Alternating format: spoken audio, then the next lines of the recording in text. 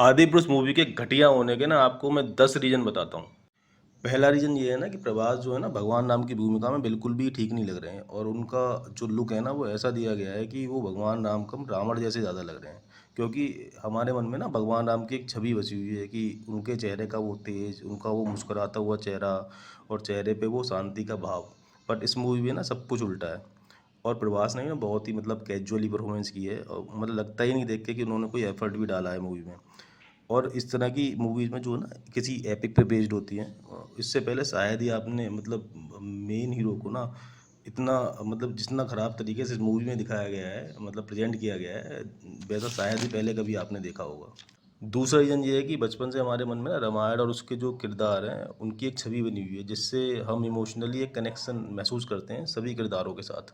पर इस फ़िल्म में ना किसी भी किरदार के साथ कोई भी कनेक्शन नहीं बन पाता, क्योंकि शायद डायरेक्टर साहब ने ना पहले ही सोच लिया था कि सबको सब कुछ पहले से ही पता है। मतलब सबको पता है राम जी कौन है, सीता जी कौन है, हनुमान जी कौन है, रावण कौन है। तो कैरेक्टर डेवलपमेंट पे ना बिल्कुल भी टाइम ख़राब नहीं किया, बिल्कुल भी उस पे मतलब उन्होंने ना ध्यान ही नहीं दिया है। बस एक के बाद एक सीन डाल दिए हैं और सोच दिया कि भाई पब्लिक है ना खुद से अपने आप से सब कुछ अंडरस्टैंड कर लेगी।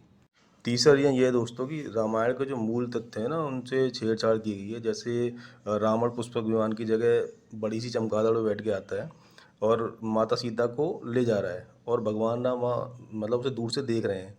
तो बट रियल जो असल में रामायण है उसमें तो ऐसा है ही नहीं। उसमें तो भगवान राम जब तक पहुँचे थे तो रावण उनको ले जा चुका था। और एक सीन में जब हनुमान जी संजीवनी बूटी लेने जाते हैं तो पूरा पहाड़ उखाड़ लाते हैं। तो उसमें ये दिखाया गया कि वो पहाड़ इसलिए उखाड़ के लाए थे कि बाद में जो लोग घायल होंगे उनको इसकी आवश्यकता पड़ेगी। बट हमने तो कुछ और ही पढ़ा है। और जो जब लक्ष्मण जी मूर्छित हो जाते हैं तो लंका से ना एक वैद्य आए थे उनका इलाज करने। शायद उनका नाम सुशीगढ़ वैद्य था।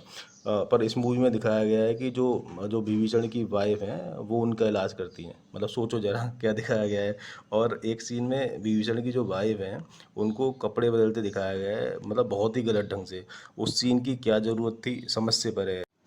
चौथा रीज़न ये है कि इस फिल्म में दो किरदारों के बीच संवादों का ना होना या बहुत कम होना।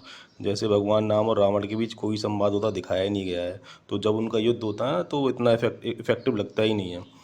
ऐसे ही कुंभकर्ण जब आता है तो उसका सीन मात्र ना 5 मिनट का है। कुंभकर्ण का किसी से कोई संवाद होते नहीं दिखाया गया है, ना तो भगवान राम से, ना वो रावण से बात करता दिखाया गया है उसे। बस वो सीधे नींद से जागता है, युद्ध करने पहुंच जाता है, हनुमान जी से थोड़ी देर लड़ता है, नेक्स्ट सीन में भगवान राम उसे मार देते हैं। आपको कुछ फील ही नहीं होता। बस वो आता है और मर जाता है। तो कोई एक्साइटमेंट होती ही नहीं है। ऐसा ही विभीषण और लक्ष्मण जी के बीच भी कोई संवाद नहीं होता दिखाया गया है। तो जो भी फाइट सीन है वो सब बेदम हो जाते हैं, आपको मज़ा ही नहीं आता उनमें। और पांचवा रीजन है फिल्म के डायलॉग। फिल्म के कुछ डायलॉग्स तो इतने घटिया और बेहूदे हैं कि आप सोच नहीं सकते, जैसे कि बी ग्रेड और सी ग्रेड मूवीज़ के होते हैं। और जब मतलब हनुमान जी को डायलॉग्स को बोलते दिखाया जाता है तो आपको ऐसा लगता है कि इसी समय ना उठ के आप बस बाहर चले जाओ। भाई मनोज मुंतशिर साहब से ना ऐसे डायलॉग की उम्मीद नहीं थी, बिल्कुल भी नहीं। और छठा रीजन है फिल्म के किरदारों का लुक। मतलब जिस तरह का लुक सभी किरदारों को दिया गया है उसकी जितनी मतलब आप आलोचना करें उतना कम है। प्रभास की बात तो पहले कर ही चुके हैं। इसके अलावा सैफ अली खान का लुक एज रावण, शायद ही कोई कल्पना कर सकता है कि रावण को ऐसा भी लुक दिया जा सकता है। मतलब छोटे छोटे बाल मॉडर्न स्टाइल में, बड़ी हुई दाढ़ी, और पूरी मूवी में ना उनकी वेशभूषा सेम ही रहती है, उसमें मतलब कोई भी मतलब बदलाव नहीं आता।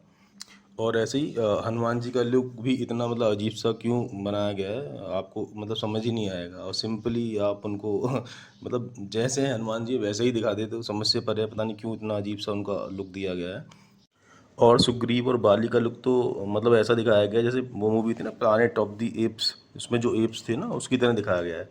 और जबकि हनुमान जी और सुग्रीव और बाली तो एक ही प्रजाति के थे, तो उनको एक जैसा क्यों नहीं दिखाया गया मतलब ये समझ ही नहीं आता। और दूसरा उसके बाद जो विभीषण हैं और मेघनाथ हैं उनका लुक ऐसा है जैसे अंडरवर्ल्ड के जो डॉन वगैरह होते हैं ना वो उनको उस तरह दिखाया गया है। तो सोचो आप जरा कैसे कनेक्ट करवाओगे आप उन किरदारों के साथ। और सातवां रीज़न ये है कि एक्शन सीन्स का बेदम होना। मतलब फ़िल्म देखने से पहले ना मुझे बड़ी मतलब एक्साइटमेंट थी कि एक्शन सीन इस फिल्म के कैसे होंगे। भगवान राम और रावण के बीच युद्ध होगा तो कैसे होगा, उसकी एक्शन सीन्स को कैसे दिखाया जाएगा। लक्ष्मण जी और मेघनाथ के बीच युद्ध कैसा होगा, भगवान राम और कुंभकर्ण के बीच जो फाइट होगी वो कैसे होगी, उसके सीन्स कैसे होंगे।